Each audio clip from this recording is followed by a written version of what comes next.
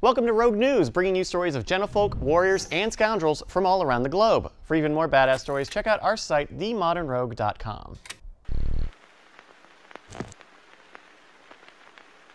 Now, you're not going to catch me skydiving, and I still have both of my legs. You can't say the same for Chris Markers. Chris is a double amputee from Vermont who went up with both of his prosthetic legs, but didn't come back down with them after a detachment mid-fall. Back on terra firma, Markers posted on Facebook asking people to keep their eyes peeled, and sure enough, local farmer Joe Marzulkowski found it in the middle of his soybean field. Marzulkowski said it was, quote, literally a needle in a haystack as far as trying to find it. Literally? The band found and returned a lost leg, John. We can let this one slide. All right.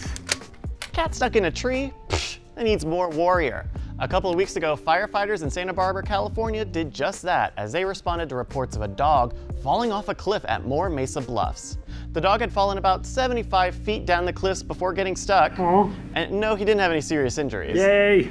A rope system was deployed and a firefighter grabbed the dog to be reunited with its owner safely on the beach. And here's John with an update on our local wildlife. John? Thank you, Mr. Castillo. Over the last few weeks, Modern Rogue HQ has become the home to some new residents in the form of baby Central Texas rock squirrels, or as I like to call them, trash kittens. Because they're adorable, they'll eat whatever they find, and they even play like kittens. They chase each other, they chase lizards. Aw, that one's yawning. And they are not nearly as shy as their rarely seen mama. I was up editing till 5 a.m. when I caught that footage. This little guy is apparently letting the siblings know that there's food. And yes, I have been feeding them, and hopefully they'll stick around.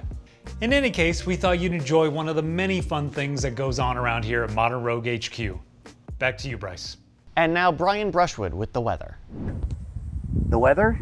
It's hot. Yes, it's hot. It's hotter than it should be. It's September and it's still hot.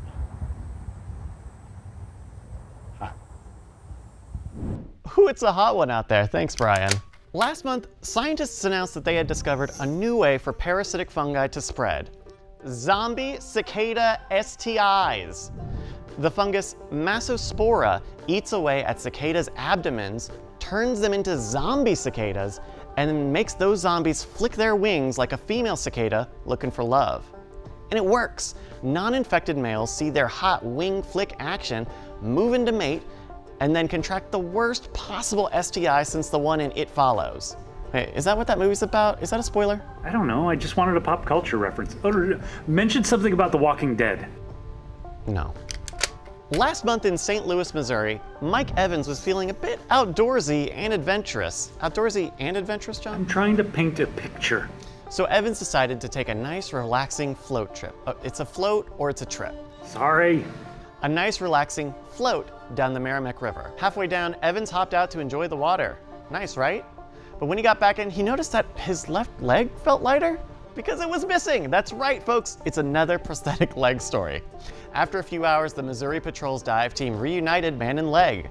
Remember, kids, if you find a body part, call the authorities. But if you find a prosthetic body part, maybe someone lost it having too much recreational fun. Recreation or fun, John. All right. Seriously. Guinness World Records doesn't just create asinine new records like world's hardest kick to the groin. That's not real, John, is it? Totally real. They recently found the world's oldest pilot and the world's oldest flight instructor. Robina Asti from California broke the records when she gave a flight lesson at the tender age of 99. A few other things about Asti. She's a World War II veteran, she was a VP of a major mutual fund, is a trans woman who transitioned in 1976, and now works with the LGBT advocacy group Lambda Legal. Basically, she's been kicking all kinds of ass for almost a century. I salute you. Have you ever heard of rentahitman.com? Running since 2005, rentahitman.com is a fake company offering murders for hire via convenient-to-use web forms. It boasts 100% HIPAA compliance, that's the Hitman Information Privacy and Protection Act of 1964, of course, COVID-19 training for its field operatives, and it informs its visitors that it is no longer affiliated with the likes of the CIA, Diners Club, or the Illuminati. Well, all of that sounded great to Wendy Wayne in South Rockwood, Michigan, who was arrested last month when she used the site to actually try to hire a hitman to kill her husband. The site's owner forwarded the communication to the police, who set up a meeting between Wayne and an undercover officer.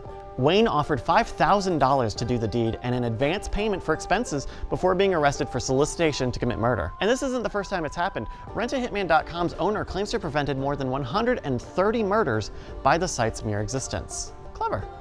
Snitches, man. F***ing snitches. Thank you to all of our lovely patrons over at patreon.com/modernrogue. For Rogue News, I'm Bryce Castillo.